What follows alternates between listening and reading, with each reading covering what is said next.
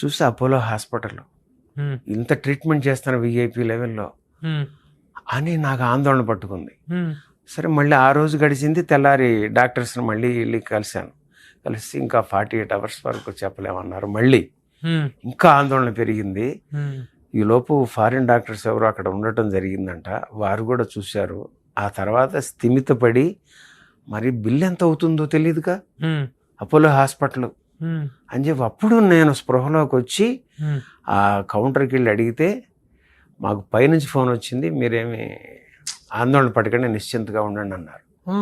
పైనుంచి ఫోను ఎవరు చేస్తారు ఏంటి అని ఒక్కసారిగా అలా అలా అనుకుంటా ఉంటే నాకు స్వామినాయుడు గారు ఆ టైంలో ఆన్సర్ చేసి ఆమె పేరు వాట్సాప్ చేయండి అన్న విషయం స్ఫురణకు వచ్చి వెంటనే ఫోన్ చేశా స్వామినాయుడు గారికి. చేసి అవునండి అన్న చిరంజీవి గారి దృష్టిలో పెట్టాను, అన్నయ్య చరణ్ బాబు గారికి మాట్లాడటం, బాబు ఉపాసనమ్మ గారు చెప్తే ఉపాసనమ్మ అంతా అపోలోకి ఇన్స్ట్రక్షన్ ఇచ్చేసారు, స్టాండింగ్ ఇన్స్ట్రక్షన్.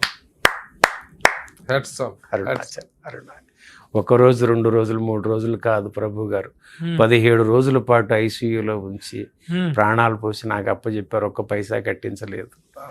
ఇంకేం కావాలి అరుణాచల లీలలో?